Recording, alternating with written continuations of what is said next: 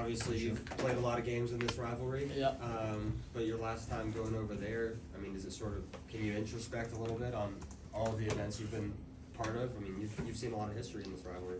Yeah, I mean,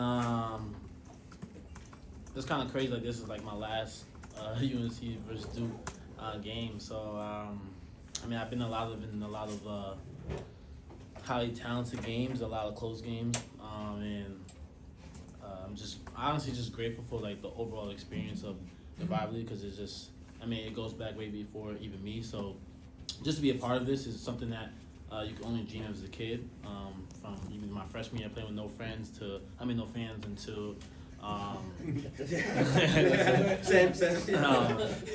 to beating Coach K and then going to the Final Four and just playing against a lot of my old high school teammate.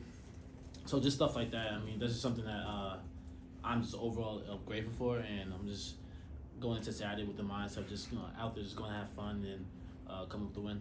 RJ, along those lines, just sort of staying on that topic, if you had to put together like a checklist of what it takes to succeed at Duke in Cameron, because you've been on teams that have played winning basketball over there, like what would be sort of maybe some of the items that you would list off as you have to have them to play well over there? First and foremost, I would say your mindset. Like, you have to be mentally ready to play there. It's a great environment. Obviously, fans can get into it, and but I would say mindset number one, and then at the same time, just take it possession by possession, right? So, basketball is a game of runs, and especially against Duke, and the years I played them, it's always been like a back and forth game and kind of an exchange of the buckets. So, just know that every possession matters. You're gonna get a great shot, either a great shot or either a stop as well. So, mindset, possession, and staying together, kind of just having like blinders on because of the environment, because of the rivalry, right? And a lot of anticipation always gets built up for these games. A lot of pressure. There's a lot of fans and just overall bragging rights of teams on both ends of wanting to win. So you kind of just gotta ignore all of that at the same time. Just go out there and play basketball like you've been doing for 20 games that you've been playing. That's the best way. Like, can you change your question, the checklist, and to approach this game? Obviously, there's a lot of more things, but I think those are the main three that can allow our team to be successful. RJ, I'm sorry. Go ahead, finish up. No, I'm good. Yeah, finish.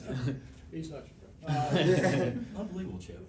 This is an emotional game. How do you keep from being overly emotional and keeping your voice in a game in Cameron? Just staying present. Obviously, like, it's an emotional game. It's an emotional rivalry game, and you can't really let your emotions get the best of you. You guys kind of treat it as another game on the calendar and as another opportunity to play and to get better as a team. So I think that's our best way to approach this game. Obviously, we know the story behind it, the background, history between both teams, which are really great teams, but you kind of just got to look at it as another game to play, another opportunity for us to get better and to achieve what our end goal at the end of the year is. RJ, going back to what you said, Adam's question, how do you impart that wisdom on some guys that have never played in this game and on a couple that haven't played a whole lot in this game? Kind of just get them prepared for it, like mentally and physically all week, and just to kind of just give them confidence and overall belief and faith, because obviously it's a great game to play in, and I think a lot of players would love to play in it, but at the same time, for it to be your first time, there could be a lot of like nerves and anxiety, because just in terms of you just want to play well and you want to win. So kind of just understand, like, get them to understand that yes, we're playing Duke, yes, it's a rivalry game, but don't treat it and make it something bigger than what it is. Treat it as another game like we've been doing. Our preparation has to be the same. Our mindsets have to be the same, and just understand that we're all together in this and stay together at all times, because things could go left, but we just gotta remain on the same page when that does happen, because it will happen.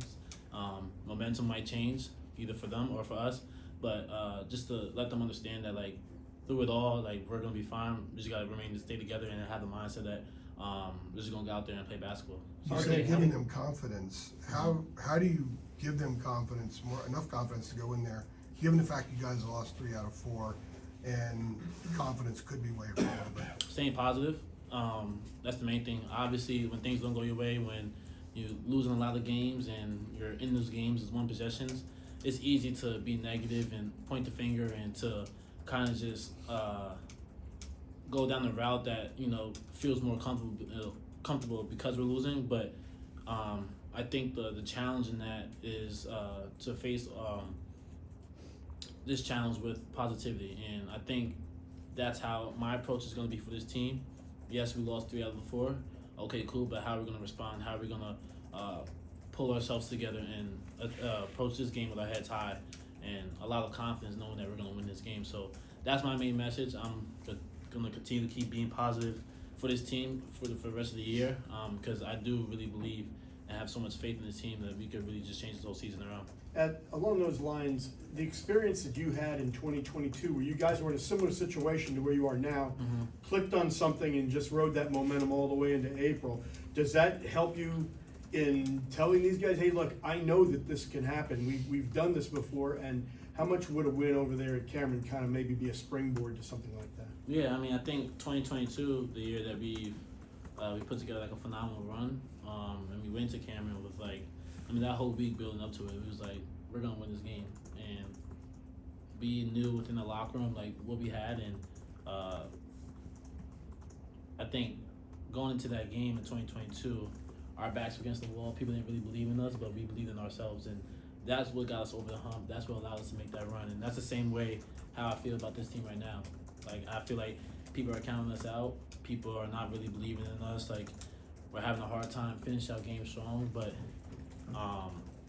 I see it. I see the vision for this team. I see how we could be great, how we can overcome this little obstacle that we're going through, and that's how, as a leader and as a player of this university, I'm gonna kind of just instill in them that we can do this, and we just gotta take it one possession at a time, one day at a time, and just prepare the right way, because we could literally have a flip of switch for this season, and it kind of just starts in today, our preparation for Saturday.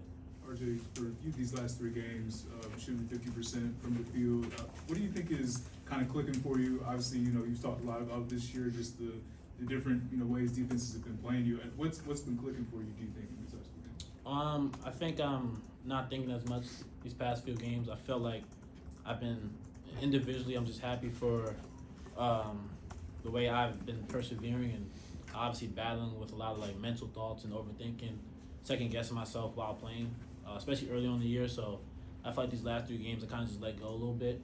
I wasn't really trying to be perfect, trying to tell myself I have to make every single shot, because it's not possible. Not even Steph does that. So I just kind of went out there, just told myself to let go, play with a sense of freedom, and that has allowed me to kind of just be more free out there, allow my shots to go in, take smarter shots, take good shots, and I feel like I've been a little bit more aggressive. So I felt like I'm coming along again, finding myself and being more confident. Is that something you've talked with Hubert about, just of maybe taking some of that pressure off of yourself and just, like you said, playing free and just not thinking as much? Yeah, I mean, I definitely speak to HD a lot about it. I'm so hard on myself, and I put a lot of expectations on myself to be a great player, because I know what I'm capable of, and just the amount of work I put in through just 4 years of being here, and just seeing how each year paid off and how each year I improved. I think I kind of just put a little bit too much pressure and too much baggage weight on my back, that I wasn't really playing the way I know I could, especially early on in the year. So I'm playing with a lot of weight on my shoulders, rather than just go out there and hoop and just do what I love to do and have fun. So obviously it's a lot that I put on myself, because I just know how good I can really be. But I kind of just told myself to let go, and took a step back and kind of just have fun with that at the end of the day. RJ, you mentioned the mindset that you guys had in the locker room going into that game in 2024 over in Cameron, and the belief that you had. I remember Coach Davis telling you guys, showing you the Lakers documentary, was it? Yeah. Saying he's looking for a fight. How has he been in this week, sort of leading up to that? Are there any similarities, or has he been relatively status quo?